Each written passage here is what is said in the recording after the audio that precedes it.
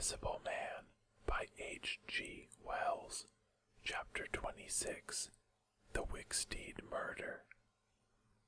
The Invisible Man seems to have rushed out of Kemp's house in a state of blind fury. A little child playing near Kemp's gateway was violently caught up and thrown aside so that its ankle was broken, and thereafter for some hours the Invisible Man passed out of human perceptions.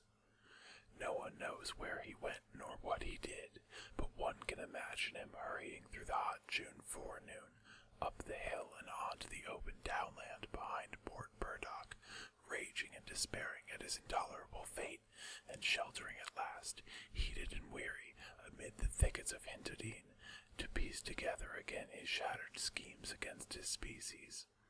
That seems to most probable refuge for him, for there it was he reasserted himself in a grimly tragical manner about 2 in the afternoon. One wonders what his state of mind may have been during that time, and what plans he devised.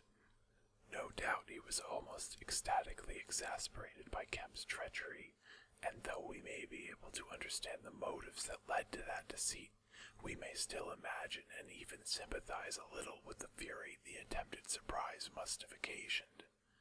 Perhaps something of the stunned astonishment of his Oxford Street experiences may have returned to him, for he had evidently counted on Kemp's coordination in his brutal dream of a terrorized world. At any rate, he vanished from human ken about midday, and no living witness could tell what he did until about 2:30. It was a fortunate thing, perhaps, for humanity, but for him it was a fatal inaction. During that time a growing multitude of men scattered over the countryside were busy. In the morning he had still been simply a legend, a terror. In the afternoon, by virtue chiefly of Kemp's dryly worded proclamation, he was presented as a tangible antagonist, to be wounded, captured, or overcome, and the countryside began organizing itself with inconceivable rapidity. By 2 o'clock, even he might still have removed himself out of the district by getting aboard a train, but after 2 that became impossible. Every passenger train along the lines on a great parallelogram between Southampton, Manchester, Brighton, and Horsham traveled with locked doors, and the goods traffic was almost entirely suspended. And in a great circle of 20 miles around Port Burdock, men armed with guns and bludgeons were presently sitting out in groups of 3 and 4, with dogs, to beat the roads and fields. Mounted policemen rode along the country lanes, stopping at every cottage and warning the people to lock up their houses and keep indoors unless they were armed, and all the elementary schools had broken up by 3 o'clock, and the children, scared and keeping together in groups, were hurrying home. Kemp's proclamation, signed indeed by Addie, was posted over almost the whole district by 4 or 5 o'clock in the afternoon. It gave briefly but clearly all the conditions of the struggle, the necessity of keeping the Invisible Man from food and sleep, the necessity for incessant watchfulness and for a prompt attention to any evidence of his movements. And so swift and decided was the action of the authorities, so prompt and universal was the belief in this strange being, that before nightfall an area of several hundred square miles was in a stringent state of siege, and before nightfall too a thrill of horror went through the whole watching nervous countryside, going from whispering mouth to mouth, swift and certain over the length and breadth of the country, past the story of the murder of Mr. Wicksteed.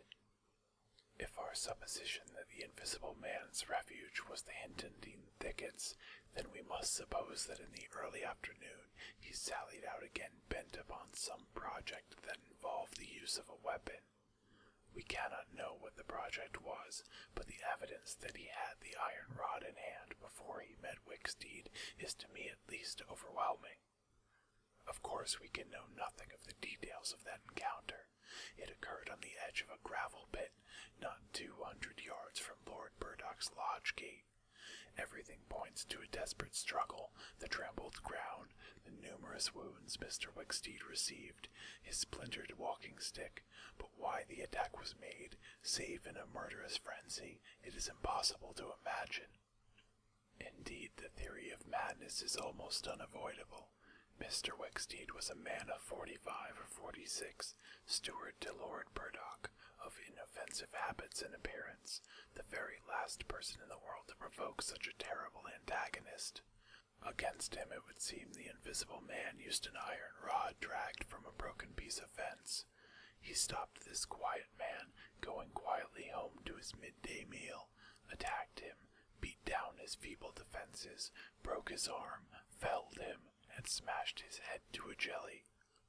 Of course he must have dragged this rod out of the fencing before he met his victim. He must have been carrying it ready in his hand. Only two details beyond what has already been stated seem to bear on this matter. One is the circumstance that the gravel pit was not in Mr. Wicksteed's direct path home, but nearly a couple of 100 yards out of his way. The other is the assertion of a little girl to the effect that, going to her afternoon school, she saw the murdered man trotting in a particular manner across a field towards the gravel pit. Her pantomime of his action suggests a man pursuing something on the ground before him and striking at it ever and again with his walking stick. She was the last person to see him alive. He passed out of her sight to his death, the struggle being hidden from her only by a clump of beech trees and a slight depression in the ground.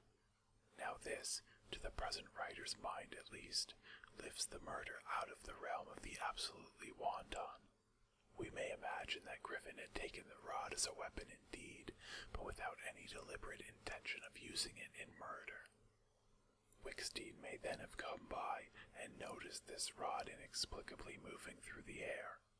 Without any thought of the Invisible Man, for Port Burdock is 10 miles away, he may have pursued it. It is quite conceivable that he may not even have heard of the Invisible Man. One can then imagine the Invisible Man making off quietly in order to avoid discovering his presence in the neighborhood, and Wicksteed, excited and curious, pursuing this unaccountably locomotive object, finally striking at it. No doubt the Invisible Man could have easily distanced his middle-aged pursuer under ordinary circumstances, but the position in which Wicksteed's body was found suggests that he had the ill luck to drive his quarry into a corner between a drift of stinging nettles and the gravel pit. To those who appreciate the extraordinary irascibility of the Invisible Man, the rest of the encounter will be easy to imagine. But this is pure hypothesis. The only undeniable facts, for stories of children are often unreliable, are the discovery of Wicksteed's body, done to death, and of the blood-stained iron rod flung among the nettles. The abandonment of the rod by Griffin suggests that in the emotional excitement of the affair, the purpose for which he took it, if he had a purpose, was abandoned. He was certainly an intensely egotistical and unfeeling man, but the sight of his victim, his first victim, bloody and pitiful at his feet, may have released some long-pent fountain of remorse which for a time may have flooded whatever scheme of action he had contrived. After the murder of Mr. Wicksteed, he would seem to have struck across the country towards the downland. There is a story of a voice heard about sunset by a couple of men in a field near Fern Bottom. It was wailing and laughing, sobbing and groaning, and ever and again it shouted. It must have been queer hearing. It drove up across the middle of a clover field and died away towards the hills. That afternoon the Invisible Man must have learned something of the rapid use Kemp had made of his confidences. He must have found houses locked and secured. He may have loitered about railway stations and prowled about inns, and no doubt he read the proclamations and realized something of the nature of the campaign against him. And as the evening advanced, the fields became dotted here and there with groups of 3 or 4 men, and noisy with the yelping of dogs.